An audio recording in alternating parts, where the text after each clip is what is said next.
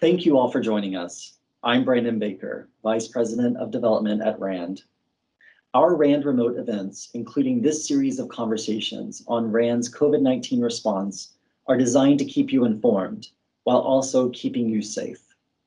Until we can all gather together in person, we're bringing RAND experts and their expertise directly to you. We're all trying to adapt, learning to interact in new ways.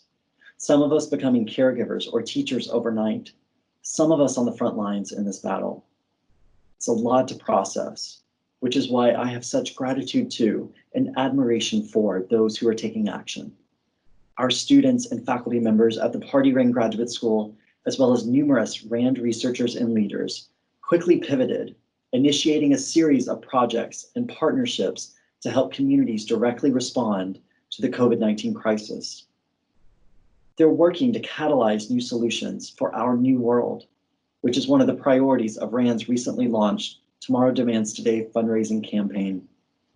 Today's conversation will allow you to learn more about the Pardee RAND Graduate School and the focus on Pardee RAND's COVID-19 response, how our students and faculty are helping decision makers confront this pandemic head on.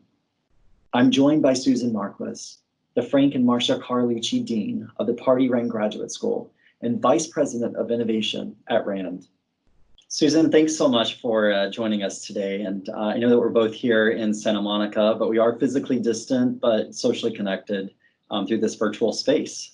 Well, thank you, Brandon. It's a pleasure to be kind of here with you. So let's get started. So, this year actually marks a major milestone in the history of the Pardee RAND Graduate School. It's the 50th anniversary. So why don't we start off by telling just a bit more about Pardee RAND Graduate School? Well, needless to say, being the dean of the grad school, I'm always happy to talk about the school. So we have been, it is 50 years, and we were founded in 1970. It was a pretty bold move when RAND established. It was the first public policy PhD program. It was a cutting edge graduate school that wasn't in a university. It was part of a major independent research organization. And we've been around ever since. We've been distinct in a couple of ways I should probably highlight. It'll make sense as we go forward.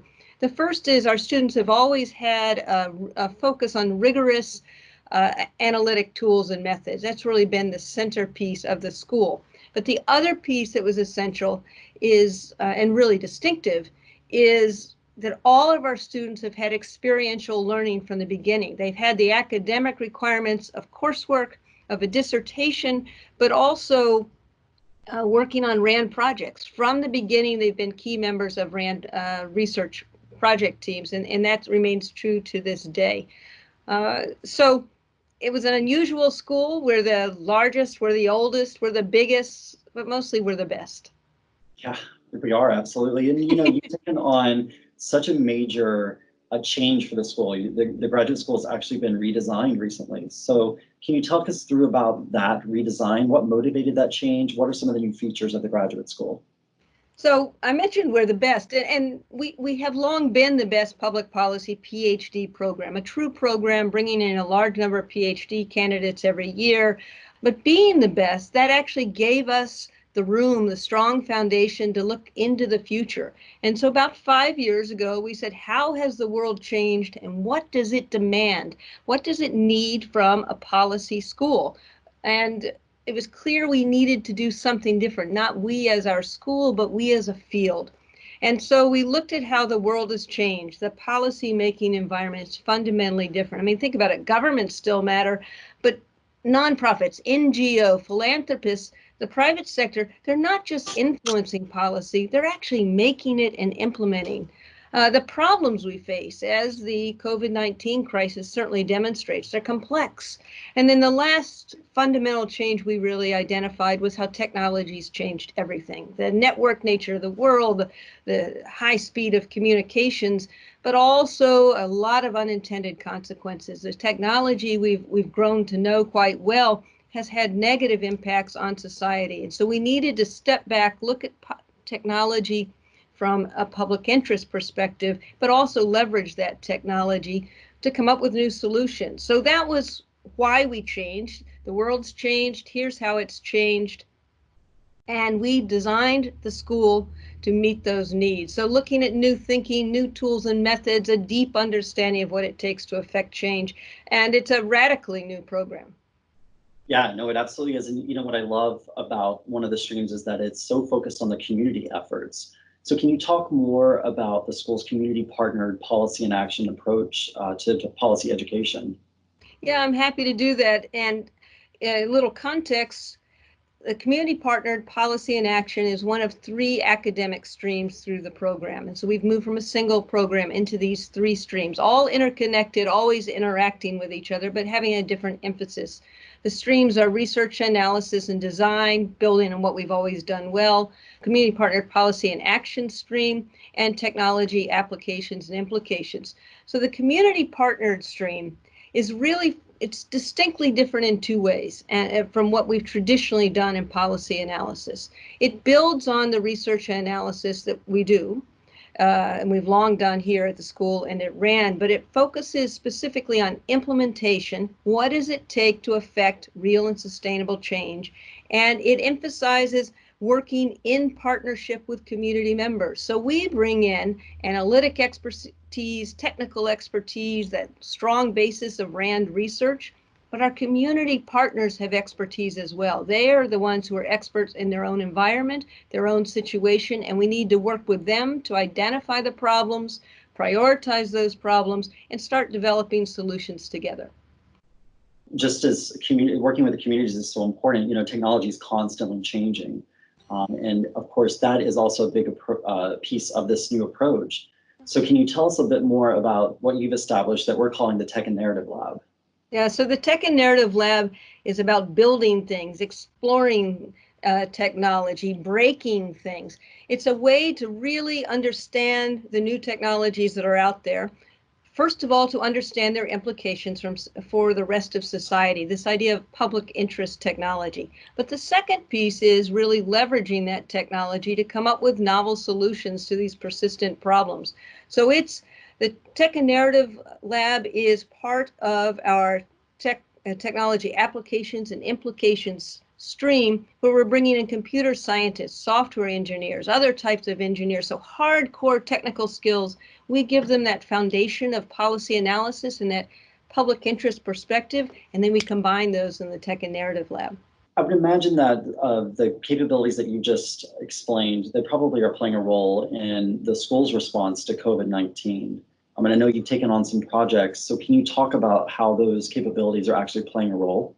Well, I think when COVID-19 hit, we immediately used some philanthropic support we had for the school, and were able to start about a half dozen projects. And the idea here was, why wait for that tsunami to hit us? Let's start going after this problem immediately with the unique resources we have in the school and at RAND. And so we were able to do that.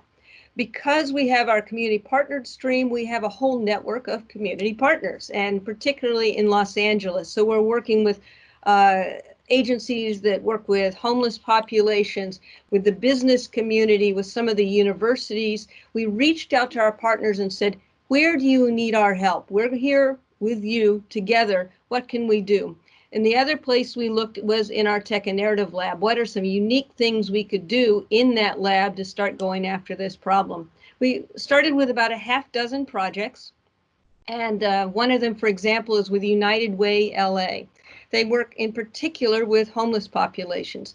And they had this sudden emergency, this demand for their services. Where should they put their resources? And so we used some of the techniques we use in our policy design studios, another new aspect of the school, system mapping, network analysis, and some of the sort of inquiry techniques that we have to help them really understand their system as a whole, what the connections were, and where they could apply their resources and have the greatest effect.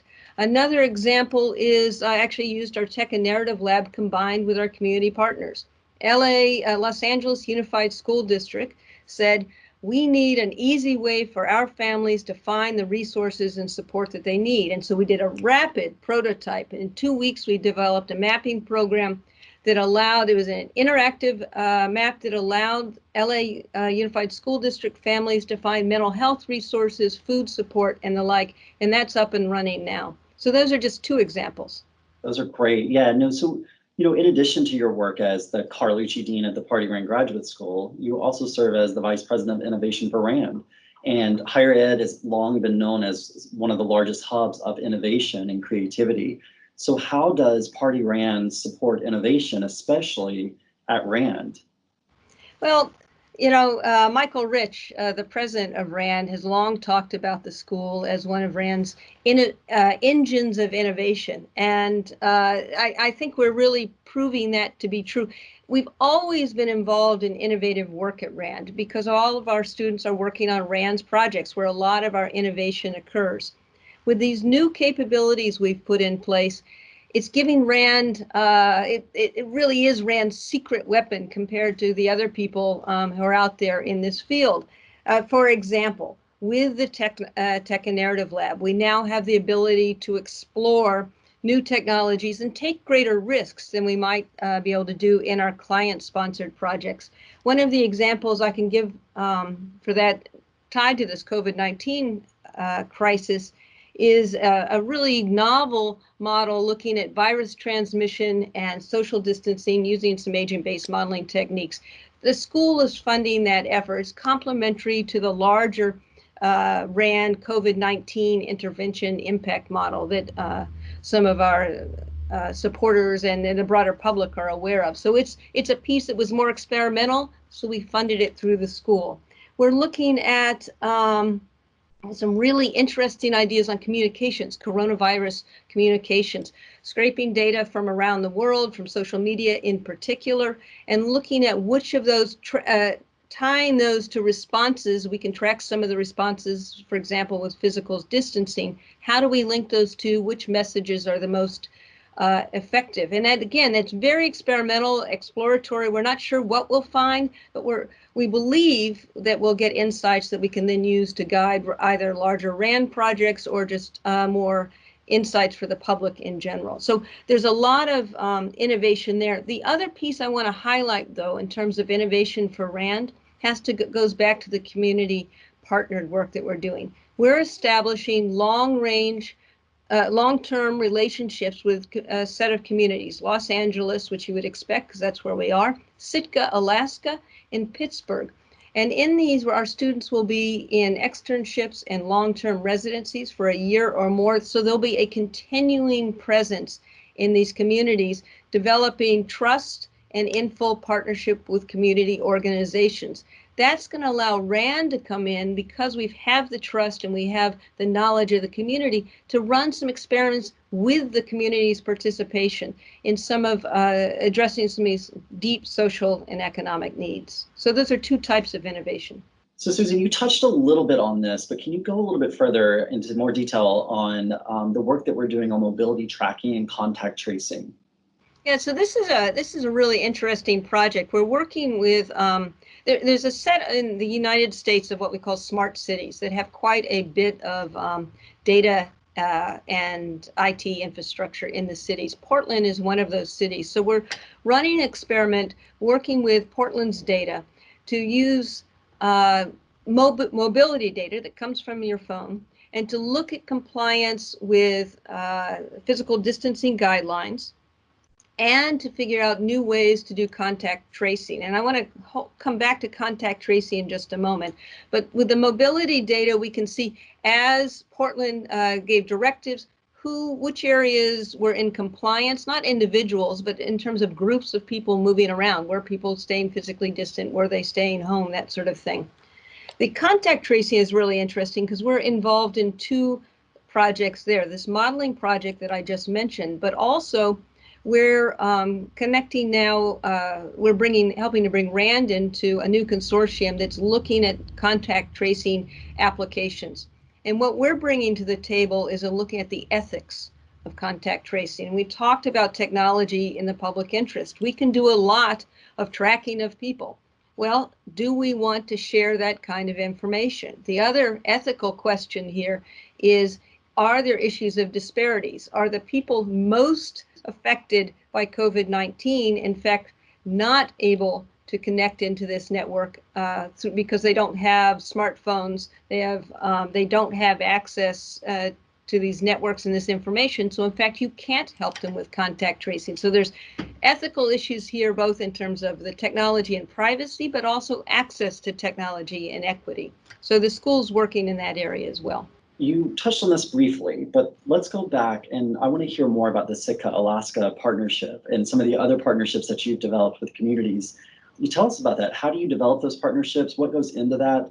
And what are we hoping to accomplish with those? Well, I think, an interesting thing, there's a lot of learning involved in this. We've designed a school that's designed for emergence. The world is always changing, the issues are always changing, the environment's always changing. So we've set up a framework designed to change. A big part of this is learning through doing. And so as we've implemented the redesigned school, we learn. We figure out what's working, what's not, and what we presumed may not be true. And you see this in the community partnered work. The first idea was very RAND like, I say with all due affection. We were doing the analysis, we were looking at what we were trying to accomplish, what would be the best areas for doing this, and then we'd go and interview cities, or towns. Well, that isn't how community partnered work really works. We have to be invited in by the community. And we can't just announce, hi, we're here to help. Instead, we have to develop some set of trust and mutual interest. Los Angeles was obvious. We're here. RAND's long been here. RAND has a really good reputation here. And so we knew we were already part of this community, but we needed to reach out broadly. And so we've reached out not only to social service organizations, but I mentioned the business community, LA Business Council, for example, some of the universities. So a very broad network, as opposed to the more sort of niche social service areas that sometimes we can get drawn into because of the kind of research that we do. And so we have an advisory group in Los Angeles. In fact, we just met this morning, and they're always providing feedback. They're giving us a reality check. They're telling us where we've missed something or presuming something, and keep making us, help us to make these partnerships effective and really respectful of each other. Sitka, we had a RAND research project there. We're looking at landslides and sensors and all that. Through that project team, it's a great project team. Several students are involved in that. They developed a knowledge of the community and a lot of trust within the community. And they started talking about the school and our community partnership. So in fact, Sitka, Alaska approached us and said, we'd like to talk with you. We think this could be a great partnership. And so I was just in Sitka in February. We met with 20 different organizations, and we're now working with the food co-op. We're working with the Sitka Sound Science Center. We're working with some of the health organizations. And so it's a broad network, and the intent is we will be there for at least 10 years. So they know we're not going away. So that's great, Susan. So, but obviously we're in this very difficult time with COVID-19. How have you reached out to these communities since the shutdown? And what's the kind of relationship that we're working with now? Well, so we have the same kind of logistical issues that everyone does. Suddenly we can't be in certain places. We were supposed to start a series of externships in Los Angeles. Our students were, let's see here, in March. So just this past 2 months ago, I guess, but we couldn't do those in person, but we have been able to do those in virtual externships and already providing support to some of the social service organizations that really benefited from our assistance. And so we've got some virtual externships going on. The United Way LA project I mentioned, we have 4 or 5 students involved with that. So they are meeting several times a week with United Way LA to help, as I mentioned, do the prioritization and the focusing. We're also seeing much more active work with some of the local government organizations, city councilmen and the like. So pretty hands-on, and really we were able to move very quickly. So instead of where we thought we'd do externships, because we have this whole network, we just moved to where they needed us and could accommodate, working with our students. In Sitka, the food co-op there is trying to look, how do they deliver food to underserved communities, those communities that can't come to a pickup during a workday or one night a week, or they don't have transportation, or they're working, they're not easily able to access this community resource. And so we're talking to them now about developing an application that will make it possible to do custom deliveries for these underserved communities. So we are in active engagement now. We still expect to send our students to Alaska beginning in August for their externships. Alaska has a 2-week quarantine, but we've been able to accommodate that. We've added some time on to make sure our students and the community are both safe. That's great. I mean, it just really shows the agility of the school and how you've been able to pivot, even during this time of this crisis. So let's talk about the students themselves, our own community. What challenges have you faced as dean during this crisis, and what actions are you taking to ensure the safety of the current and incoming graduate students? Well, as is true with RAND, is true with the school. The safety and health of our students, our faculty, our staff is paramount. So that's guiding everything that we do. And we look at how we achieve our mission. How do we deliver a high quality educational experience to our students, both the current students and incoming students? How do we make sure our faculty are able to teach in a way that's fulfilling for them as well? So going to our current students first, in the course of a week, we switched to an online program. The faculty were great, the students were great. Our information services folks were great, and our assistant dean and registrar nearly killed themselves making sure everyone is ready. So we switched. We've not dropped 1 hour of class time, not 1 hour of a teaching assistant time. So we've delivered, I think, actually pretty high quality educational experience. For our incoming students, COVID-19 hit right in the middle of admissions. We had already admitted our incoming students to the new program, so into these 3 new streams. The shutdown started the day before. We needed to do what is usually an in-person 3-day admitted students weekend. About 10 days before, we recognized this could likely happen, and we pivoted and turned it into a 5-hour virtual admitted students day. It was a great success. It was really sort of extraordinary. I think it was one of the times it gave us real hope we could manage our way, work our way through this crisis together. We had 46 students from around the world: Afghanistan, Brazil, Mexico, Nigeria, Europe, as well as in the United States. We had faculty, students, and staff from all over the school. We were all online, and we actually felt a community coming together.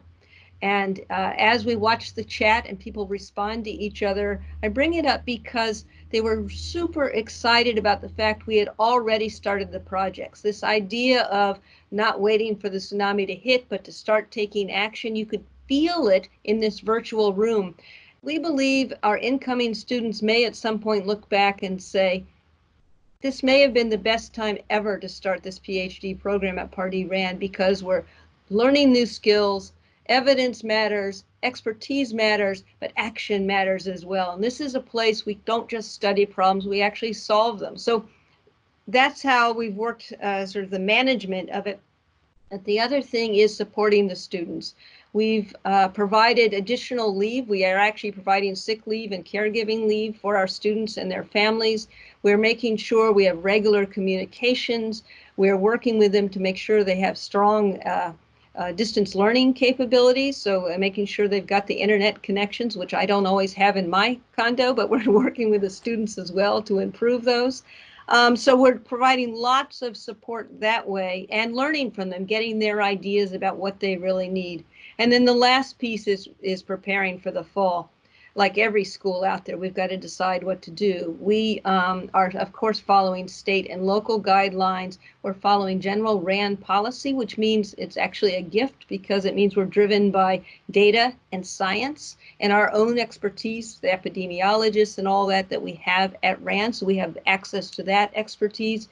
And we're preparing for, this is an in-person program. It's a PhD program. It's very high touch.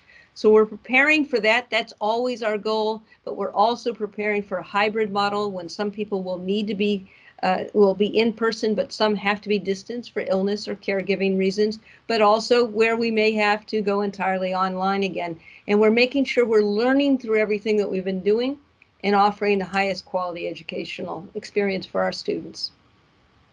That's great. Well, thank you again, Susan, for joining us. And thank you all for tuning in. Pardee RAND is a critical engine of innovation for RAND, piloting actionable solutions that are needed now more than ever. Susan, thanks again. Thanks. Great to see you. Great to see you too. I hope you'll join us for our next RAND remote conversation on Friday, June 19th. You can find more information about it at campaign.rand.org/events, or reach out to us via email at randremote@rand.org with any questions you might have. We're grateful for your support, and we hope that you stay connected to RAND remotely. The world has changed in the decades since the standards were set for public policy education. The kinds of problems we're now facing have changed too. Shouldn't we change the ways we solve them? We believe it's time for a new kind of problem solving and a new type of problem solver. It's time to examine problems through multiple lenses, not just through a single discipline. It's time to use a diversity of experiences and ideas to shape our policies. It's time to work in communities and with communities to put policy into action. The speed of decision-making needs to keep pace with today's way of life. We need to develop and apply new technologies. We need to find better ways to build resilience, combat poverty and homelessness, improve education outcomes and employment prospects in communities around the world. We need to be a catalyst for change. Imagine a tomorrow where problem solvers are trained to use facts to lead change.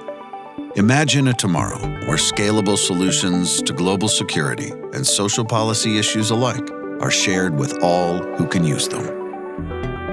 Can you imagine a stronger tomorrow? We can. Tomorrow demands today.